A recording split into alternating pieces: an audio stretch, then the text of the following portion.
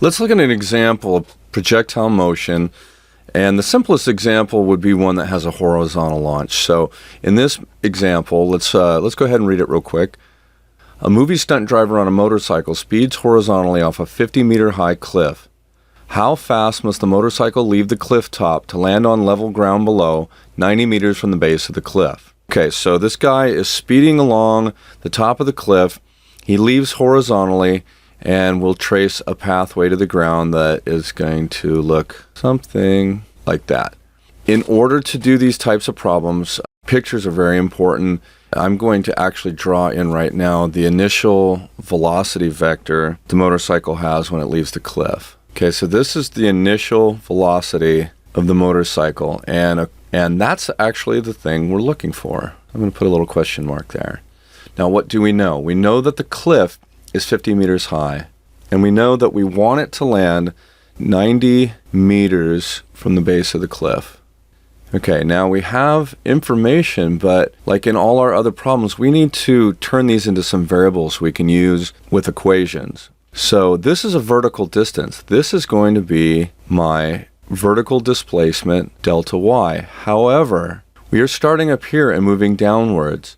If you're moving down, that's the negative direction, so I have to make this negative 50 meters. Now this is how far we're moving to the right. This is a horizontal displacement, and this is going to be called delta x. Now, as far as our equations are concerned, in the conceptual video, they talked about how the horizontal motion, the vertical motion, are not connected to one another. The horizontal motion is not accelerated, so we can take the definition of speed, velocity equals displacement over time. What I can do with this is write it in terms of delta x. In the x direction, the speed is constant. So however much speed it had horizontally to begin with, that's never going to change. That's why we can just multiply this number times t, because this technically is the average velocity, but if it never changes, your initial velocity is the average velocity. This is the one and only equation you will ever need for horizontal motion. Now in the vertical motion, it's accelerated motion, and we can use the same exact equations we use for free fall. This is maybe a little new to us, but the other ones we did before.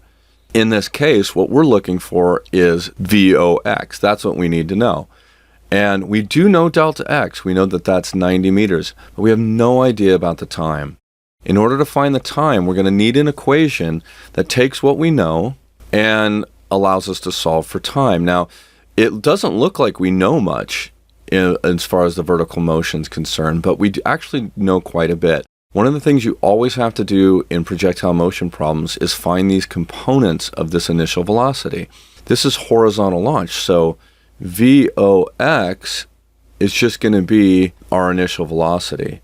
But V0y, because it's a horizontal launch, is just 0.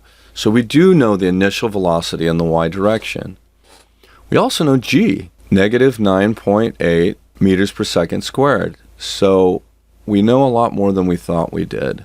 And now, since we know the acceleration and the initial speed and the displacement, solving for time would probably make sense to use this equation, which we used for free fall quite often. And the thing that's going to be a little different here is, you notice I'm putting y's and x's next to our subscripts, because this motion is completely independent. The x motion and the y motion is completely independent. We have to let ourselves know which components we're talking about. And all the equations that we use for the y direction will only involve the y components of velocities. And for the x direction, only the x components of velocities. This will make more sense as we get through the problem and do maybe another practice problem. So here's the equation we have. One thing that we do know is that since Voy is 0, this whole term is going to disappear and go to 0, which means that delta y equals 1/2 gt squared. We can solve that for t, and this is the kind of key to our problem. We needed to know t so we can find V0x. And if I do that and do a good job with my algebra, I get 2 delta y over g. Now I can plug the numbers in. And that's going to be 2 times negative 50 meters all over negative 9.8 meters per second squared.